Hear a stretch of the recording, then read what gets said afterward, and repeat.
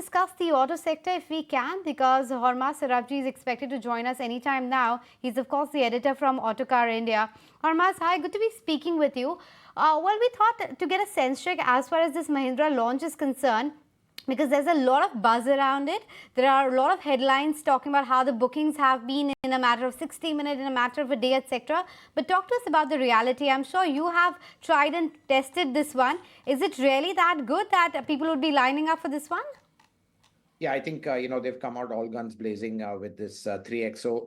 It was sort of like a do or die for them because they've not really, this one segment they've not been competitive in at all, and they really want to grab market share. So I think they've genuinely wowed the market with a product that's very high on features, has got a lot of tech on it, and at a very, very good price.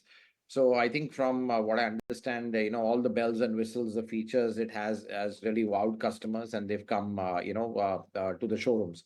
But of course, this is a long-term game. At the end of the day, you've got a player like Maruti, which doesn't give you much.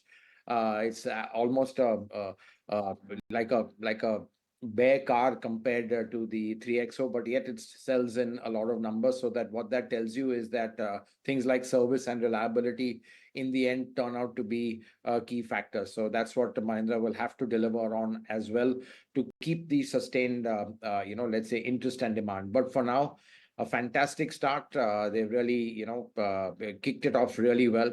And I think from what I understand, very, very strong interest in it. And genuinely, the product is really good. I was quite surprised with it, especially the petrol engine, very strong, very punchy, and it rides very well. Few negatives like the boot space is still a bit small. But again, the interior's very well done, a lot of space, again, lots of features. So I think the wow factor is something that has really dazzled customers. Dazzled they have been, definitely. So, Hormazd, I guess what you're trying to say is that it's a tough competition to the likes of Maruti Brezza, Tata Nexon, Tata Punch, etc. as well. But, M&M's medium-term strategy is to become the, top two players in compact SUV versus number 5, which I think they are currently now. Do you really see them living up to that? Because in terms of the pipeline that they had and the conversations you've been having with people, do you see this as an achievable target for Mahindra and Mahindra?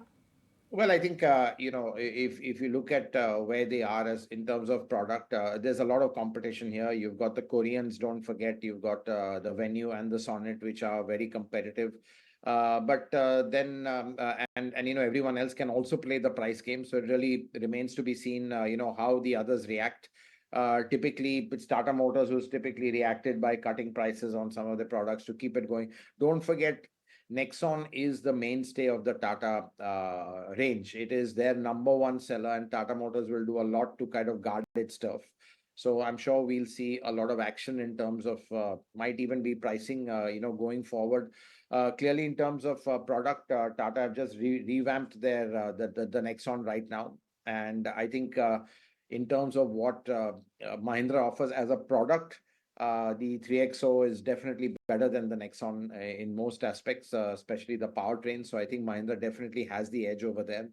But Nexon itself is a very strong brand. They've been it's at times been the best-selling car in the market period. So it's got multiple options. It's got an EV version. So I think there's that the brand is very strong, the Nexon brand. And that's what will continue to give Tata Motors a number. But I think the 3XO, a really formidable competitor, and definitely has the potential to eat away at the Nexon numbers. Okay, so 3XO better than Nexon in a lot of regards, but clearly Tata's would not be ready to recede their market share as yet, given the strong brand presence that they have. The other thing I wanted to discuss with you, Hormazd, are these recent headlines talking about how government is not perhaps in favor of doling out any SOPs to any SOPs to the hybrid vehicles. Do you think this is something which might delay that entire EV and the hybrid game for Maruti a bit? No, not at all, because I think Maruti was going ahead with its hybrid plan, irrespective of the SOPs, if any would be given. That would only be a bonus. I think Maruti, no company will do a business plan based on an assumption that there will be, some kind of incentives given. I mean, I don't think anyone would do that, and Maruti certainly hasn't.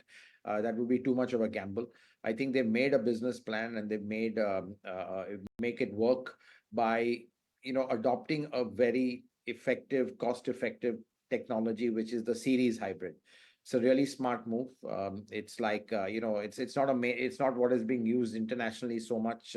Everyone's gone to a parallel series hybrid, much more complex and actually superior. But the series hybrid, for budget vehicles, for city vehicles, it really suits the purpose, and that's what Maruti is banking on. And no one else is doing a series hybrid as yet. So I think that's where Maruti will have the edge in terms of cost. Okay, Hormazd, on that note, we let you go. Thanks so much for making time and speaking with us. But since we If you like this video, then like, share and subscribe to ET Now.